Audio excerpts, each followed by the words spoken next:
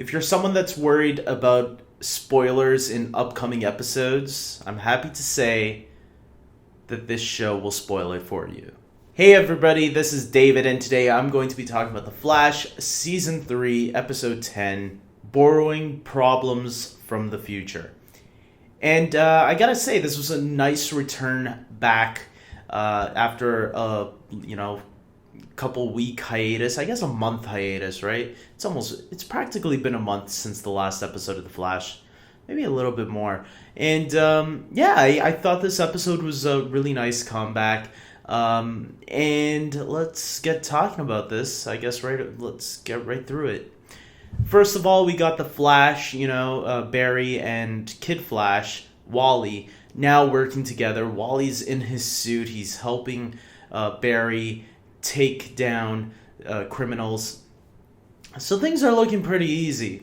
But Barry is also having these nightmares of Iris getting killed by Savitar, which we saw in the last episode where he ran accidentally into the future and saw, a couple of things that's going to be happening, including a news report.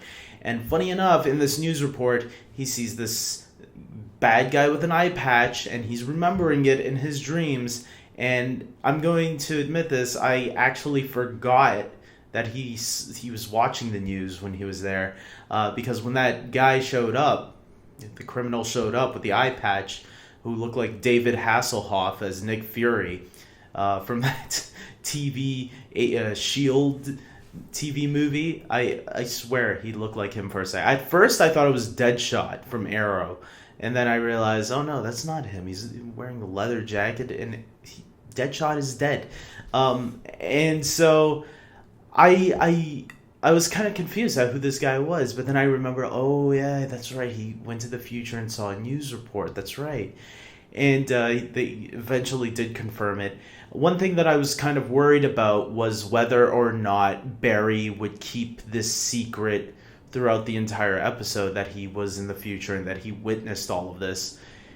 Thankfully, it did not. It only lasted half the episode, and he eventually told Iris, pulled her away from everybody for a second, told her the truth, and then they told everybody else. But I think they still kept it away from Joe, though, which I think is going to have repercussions when we get down to Savitar. I think when we get back to Savitar, I think that's when we are going to see repercussions of keeping this secret from Joe, because if we've learned anything from Arrow, when you keep a secret like this from a father, there's going to be a lot of trust issues down the line. And so I hope that doesn't happen. I hope they eventually do tell Joe, and they say, you know what, we got to tell Joe this. We're going to need his help on this. So I hope this doesn't drag out for too long, because that's something that always worries me. I like, though, that they were talking about this domino effect, and so what's the plan? And they came up with this plan that, we just have to change things, and that's the obvious answer, of course. So how do they change things? They have Wally saving the day by the end of the episode, which was really nice. I'm not too sure about Wally's costume, though. I don't know if it's the yellow that's bothering me, or if it's the costume in general. Maybe they should turn it all red. Maybe they should just put it all yellow. There's something very sporty about it. Maybe that's what suits Wally, but I don't know. It doesn't feel as slick as Barry's costume, and I think they should make it more slick. When I look at it, I think of what is he, a football player with a special mask on? I don't know. That's just me. Tell me what you guys think of the Kid Flash outfit. I haven't really grown accustomed to it yet, ever since the first pictures were released last year, I think around Comic-Con-ish. So yeah, that's my thoughts on that. I do like that they gave us a roadmap at what certain things are going to happen that we're going to be expecting now down the line, to see when we get closer and closer to the finale. So some of the things that come to the top of my head, the big one was Music Meister, because that was just announced recently that they just casted an actor. Music Meister is going to be the villain for the Supergirl and Flash musical crossover. So I'm really looking forward to that episode, obviously, a lot. And Andrew Kreisberg, the producer of both shows, has said that the musical episode will play heavily into both Supergirl and Flash's stories moving forward. We can see for sure how it is going to move the Flash forward, since they practically confirmed that he's one of the things that they'll have to change to make sure that the future doesn't go that way. So however it goes down in that episode, we don't really know the details other than Music Meister does something. So he attacks. We also got confirmation Gorilla Grodd, something about Gorilla City or something like that. We know that's going to be coming as well.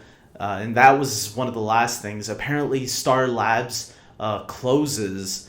That was an interesting one. I wasn't expecting that, but considering that H.R. Wells was trying to get money going for this place, which always made people probably wonder, like, number one, who are the staff members at Star Labs? Do they have security or anything? People can just keep breaking in whenever they want. And now we're finding out, nope, they're not making money. And H.R. Wells redesigns Star Labs so that way they can invite tourists to come in and make a little bit of money off of them with a hologram Cisco, which I really liked. I like how he kept saying science, and I love science. He kept raising high-pitching science. I thought was pretty funny, And this was a really good episode.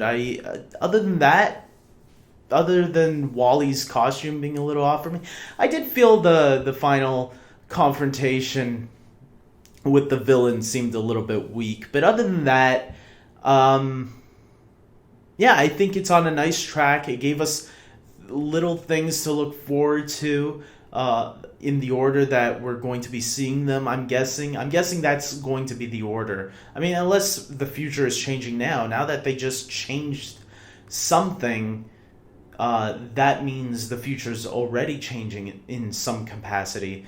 Will they give us a little sneak of what's being changed so far? I mean, they have to go back and check once in a while to make sure that everything's still going smoothly. That's something I guess we're going to have to wait and see. So comment below and tell me what you guys thought of this episode. That's all that's coming up to the top of my head right now. And I guess that's it, guys. So until next time, comment below. Subscribe to my channel, especially if you are a huge fan of Flash, Arrow, Legends of Tomorrow, and all that. If you didn't watch my video that I made earlier, if you're a regular on my channel, I did make it a little announcement video saying that I will not be doing regular reviews for Legends of Tomorrow anymore. Instead, on Thursdays, what I'm going to do is do a video that will accumulate Supergirl, Gotham, The Flash, Arrow, and Legends of Tomorrow all in one video, and put my little thoughts on each of the episodes, and maybe even compare which one I like the most and which one I thought was the weakest of the week. And that's what I'll do for all of them, because I really do want to talk about all these DC shows. I love what DC is doing with their TV stuff, and there's always stuff that I want to talk about, but I can't because I don't do episode reviews for each ones like I have been doing for Flash and Arrow and Legends. And since Legends is now on Tuesdays with The Flash, it's hard for me to review both of them, since I gotta get up early the next day to go to my job that pays my bills. So I mean, if YouTube paid me more than what I'm making, sure, I'd make this my living, and that's what I would only be concentrating on. But because it's not enough, I gotta go to work. So with that being said, guys, like this video, you know the drill. It's just gonna be the same thing that I always say. And until next time, guys, take care.